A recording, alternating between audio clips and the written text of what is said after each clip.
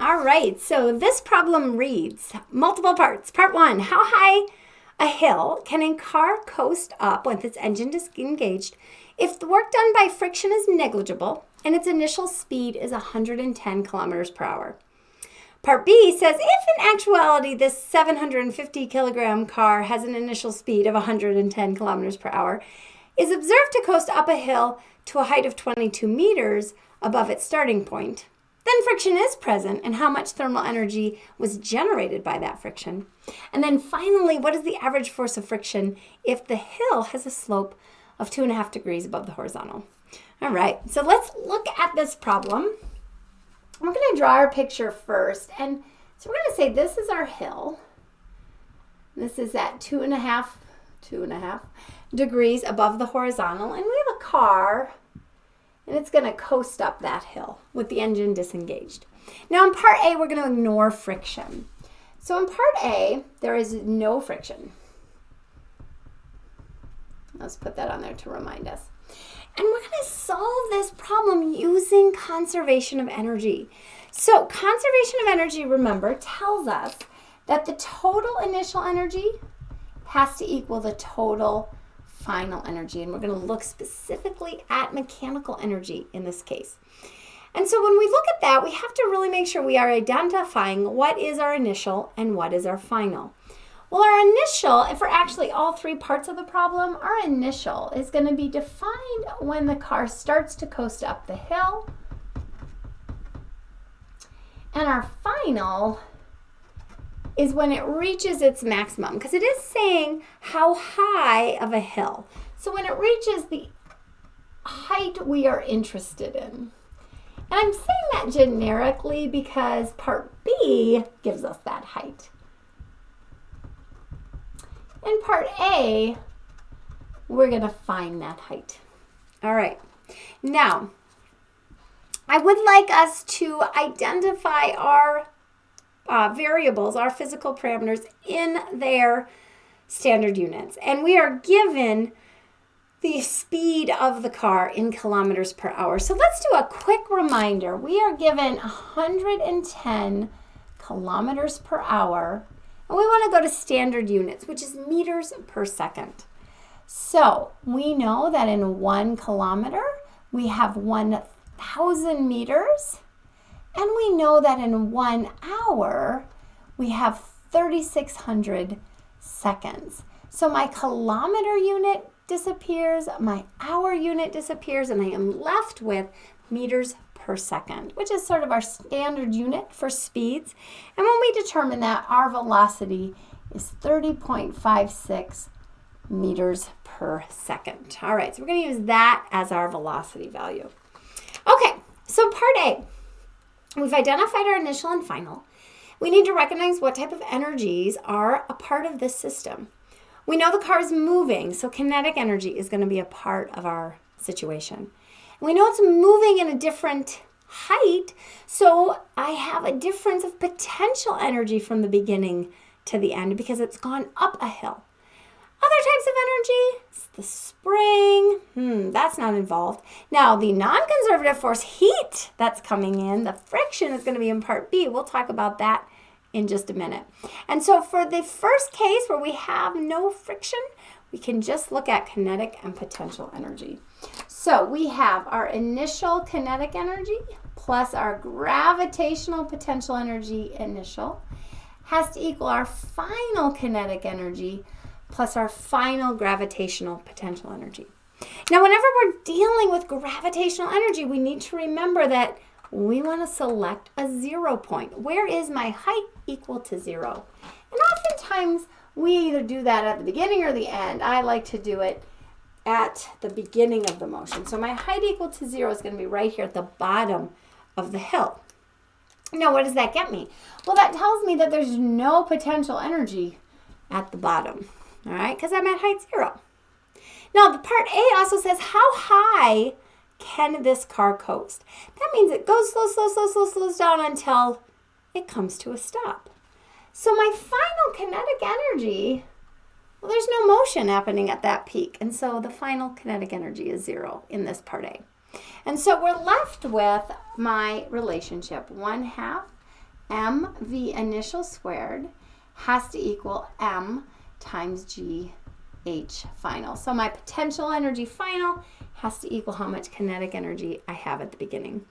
Now I have an m in both terms, so I can go ahead and cancel that m out. I'm not given the mass of the vehicle in part A anyway, because I don't need it. It doesn't matter what the mass of the vehicle is. The relationship is going to hold true. And so I end up with 1/2 30.56 squared is equal to 9.8 times my height that I'm interested in. Here's where it's important that we have our standard units, because we use the standard units in our gravity value. And so we find our final height to equal 47.6 meters. So part A says it equals 47.6 meters. All right. Well, part B says that we do have friction. So friction is present. But we can still use conservation of energy, because friction does work on the object. And if work is done, then energy is lost out of our mechanical energy, but it's part of the conserved energy. It's conserved in the form of that heat. And so we're going to look at the total energy just slightly different. Oops. But conceptually, the idea is that that energy never goes away. It just changes form.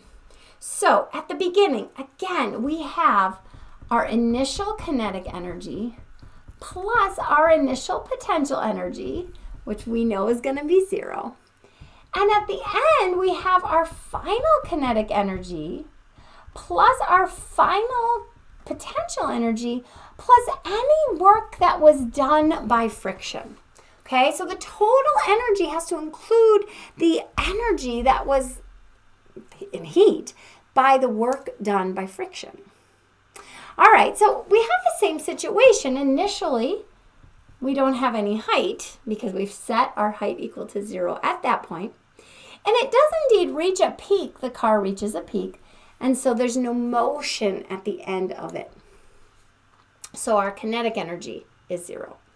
All right, so we have 1/2 mv initial squared is going to equal mg times the final height plus the work done by friction, which ends up being in that thermal energy. Now in this case, I don't have a mass in every term, so I can't cancel it out, but I do have the information necessary. So we have 1/2 750 is the kilograms of the vehicle. It's traveling at an initial 30.56 meters per second squared. We square that. And then we have a 750 times 9.8, and we're told it gets to a height of 22 meters, plus the work done by friction that ends up being in terms of that thermal heat. So on this side, we have 350,000. 217.6 is equal to, if I multiply that, we get 161,700 plus the work done by friction. And we can solve for the work done by friction as 1.89 times 10 to the 5th joules is that work. And so that is given as thermal energy. All right, so that is part B, which asks how much thermal energy is generated by friction. Again, recognizing that energy is conserved, and what's lost in our mechanical energy, is converted to thermal energy because friction did work on that object. Now it asks, what's the average force of friction if the hill is sloped at that 2.5 degrees? And so what I want us to recognize is that we are interested in the work done along that slope, all right? And we're told that it rises 22 meters above its starting position. Now, the work, so this is part C, the work done by friction is equal to the force of friction times the distance that that force is acting times the cosine of the angle between the force and the displacement. Well, if the car is moving up the ramp, the frictional force is acting down the ramp.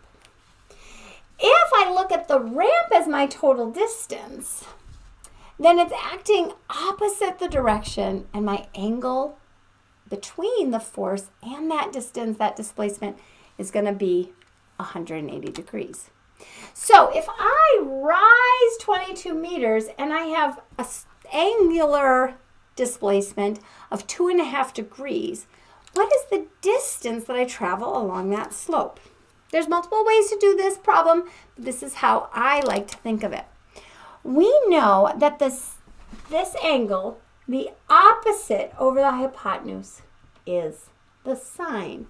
So the sine of the angle is equal to the opposite over the hypotenuse. And what am I interested in? I'm interested in that hypotenuse. So my hypotenuse is equal to the opposite over the sine of my angle. Well, the opposite is 22 over the sine of 2.5. And that gives me a hypotenuse of 504.4. So that's the distance that that car travels here in D. So I have the work done by friction is equal to the force of friction times the distance, 504.4, times the cosine of 180.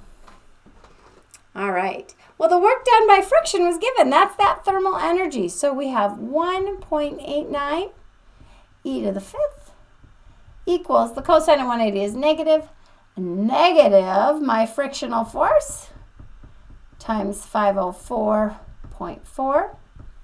And we find that the magnitude of that frictional force, it's negative, meaning it's working against the motion, opposite the motion.